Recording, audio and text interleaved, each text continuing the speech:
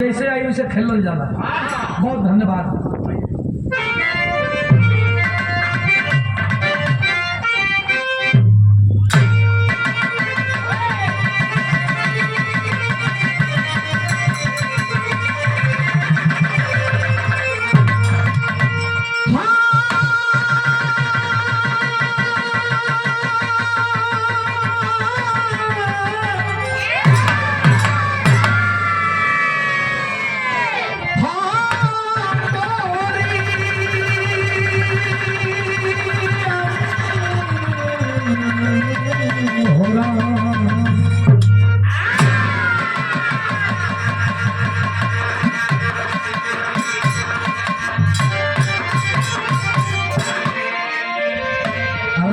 शरीर थकल खेदाई वाले, लेकिन अपन गांव में कुछ मेहनत का जरूरी होला। 4 लाइन भूमिका में कवि जी भाव लिखत बना। कैसे मास्टर आवाज उठा के बोले थे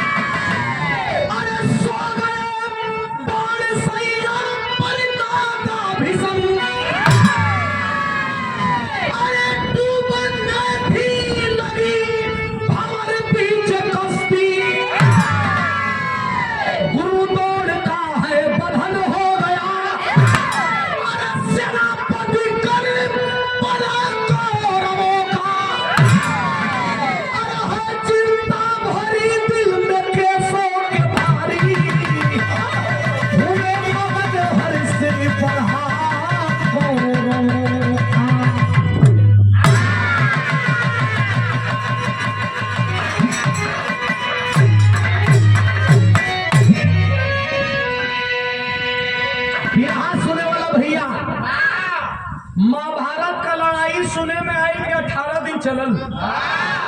अभी जी 18 दिन चलल, लेकिन महाभारत का लड़ाई में द्रोणाचार्य जब कौरव पांडव को गुरु राम मार गइलन, दादा भीष्म जी ने इच्छा मृत्यु का वरदान रहा कि हम चाहत तो मरब और ना चाहत तो ना मरब। उन्हों के बाण लगल बा, बाण का सैया पर सुतल बाड़न, बाण लगल बा, बाण का सैया पर सुतल बाड़न। कौरव पांडव में भीषम युद्ध भइल बा। वही घड़ी कर्ण के कौरव दल का सेनापति बनावल गई। तो कर्ण खोजत रहल वही अर्जुन के खोजत रहल। नियम रहल कि किरण डूबते लड़ाई बंद हो जाई और सूर्योदय होते ही लड़ाई का आगमन धीरे धीरे चालू हो जाई। 2 दिन खोजला अर्जुन ना बैठेलन। कल बड़ा मर्दवाई तब बच्चों लड़ाइया से पाला पड़ गई। एक खोजत पाली भागल फिरत बा। एक दिन किरण डूबे में 10 मिनट टाइम बा, तब तक कर्ण और अर्जुन का रथ का आमना सामना हो गया। जब आमना सामना हो गई, भगवान श्री कृष्ण कतवा की देखिए लुकाई रही है, 10 मिनट टाइम बा, अगर बहरी आई बा तब मारी कर्ण बेमरौवत। अर्जुन कतना की कर्ण से हम डरा थे,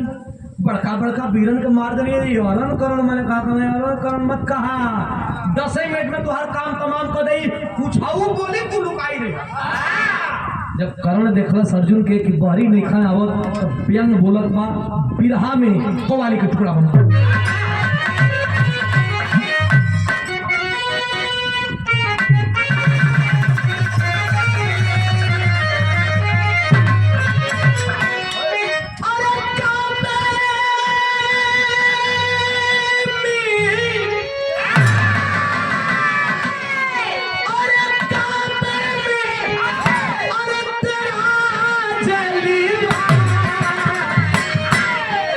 काशी में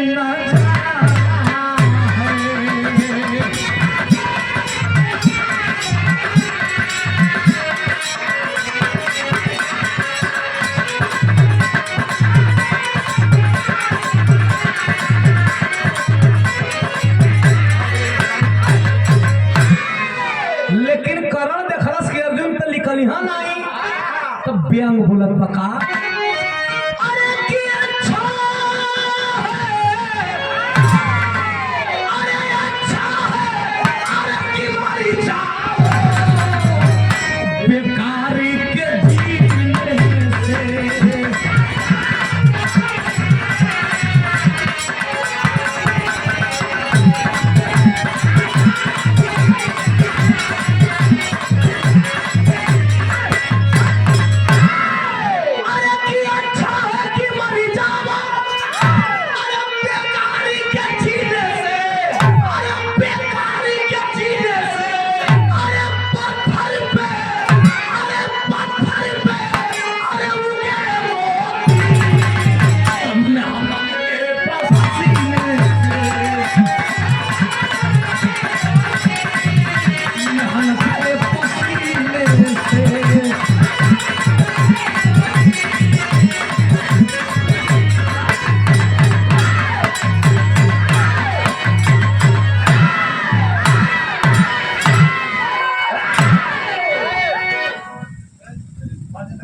यही से हम कहला की राती का रुका के बिहाने क्या हमारा अनाज में कुछ पोस्ट डाली ना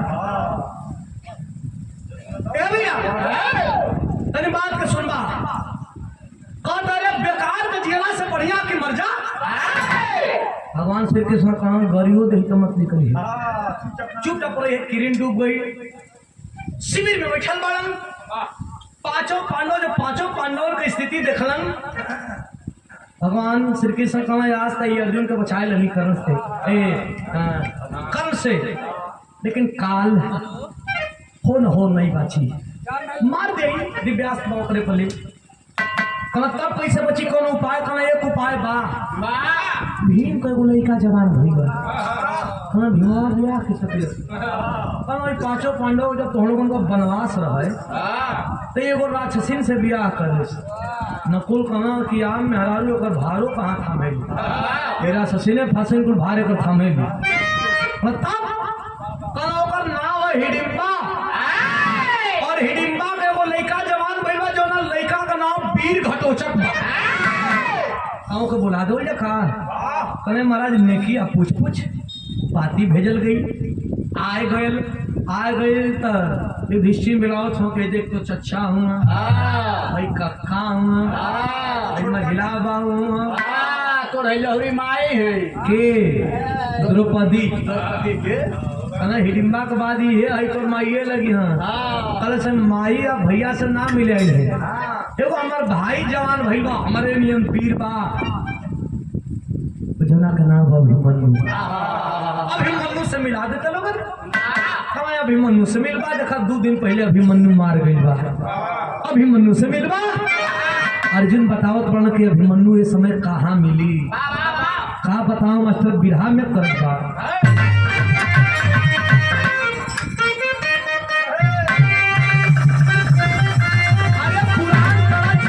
पुराण तरज कब पुराण भयल जस बस मजा दे ये नायाब रही जैसे मत पूछा है सुना पुराण रवैया गावत की नदिया किनारे मोर बोले अरे 1000 बार बोले अरे हमार पिया हमसे ना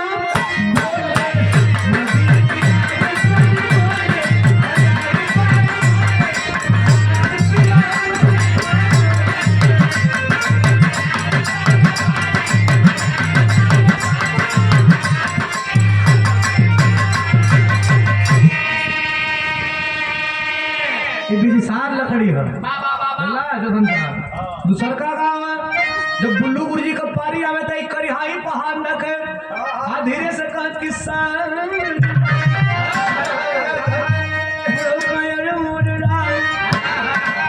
जागा ये बोले बाबा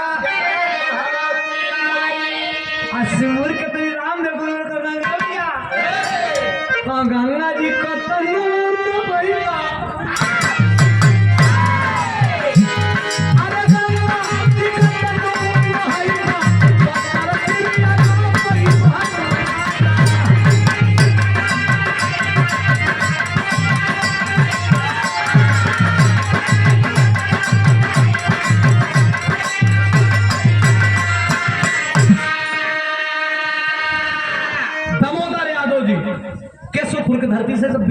पार्खी लोग घूमन बड़ा तो झिल्लू उस्ताद नाम है गाँव की ने बुलाया नारा न सब पाती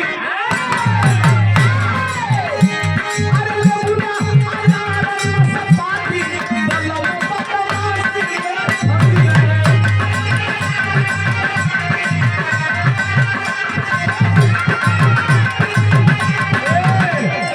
कई प्रकार कह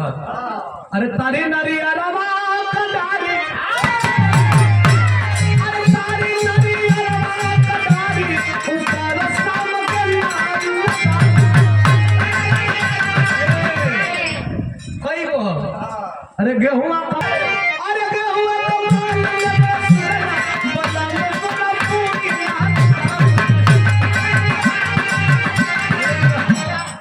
बढ़ा रहा धरती से धीरे जी यादव चचा गुरु जी गाँव छोड़ा भैया अर्जुन बताओ पढ़ल की अभिमन्यु कहाँ बा तस्वीरस का भाव बा कलक की धोखावा से मरल मुदैया धोखावा से मरल मुदैया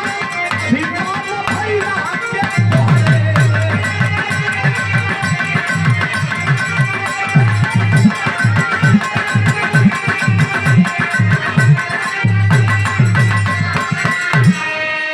अभिमन्यु से मिले चाहत है तना भैया तो बिहार का सुनो या बनी अभिमन्यु से मिले चाहत है तो अभिमन्यु मार गई बोल हाँ कैसे मार गई बतावत बका अरे बोले घटो चली सयाजुन पीलख की भाई ने हमारा चकरा भी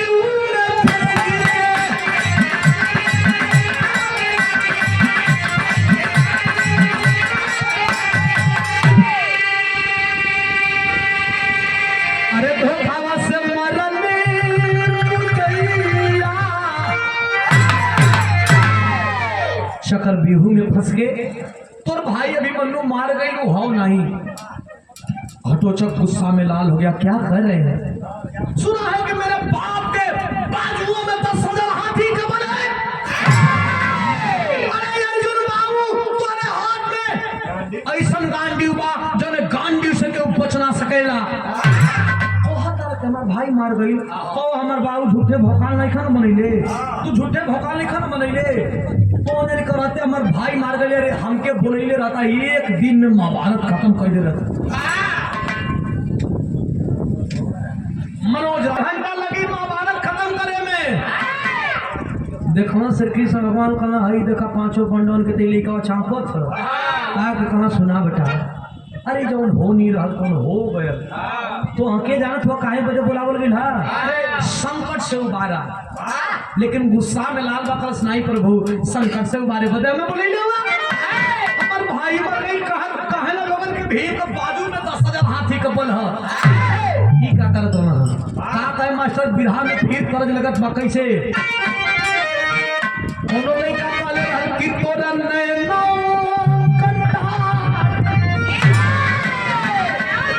अरे कि तोरा नैना कटार अरे कई कई जाला दिया में और कभी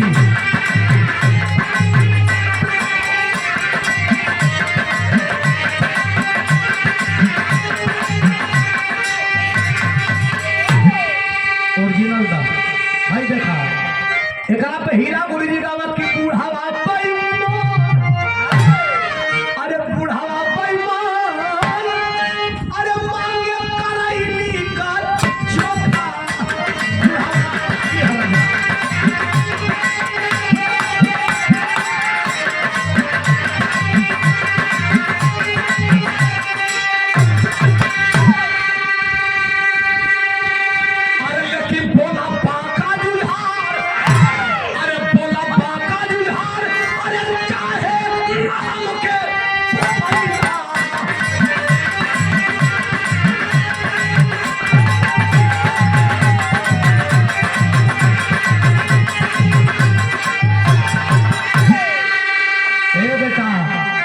हमके बुलैले रहता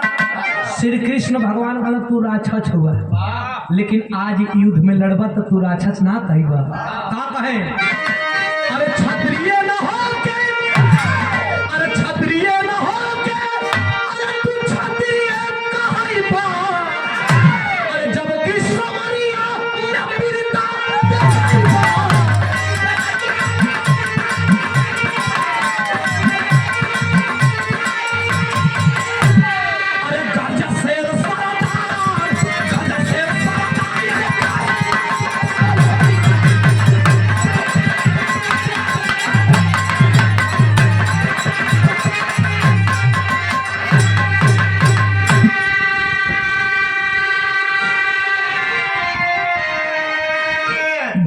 श्री कृष्ण साफ साफ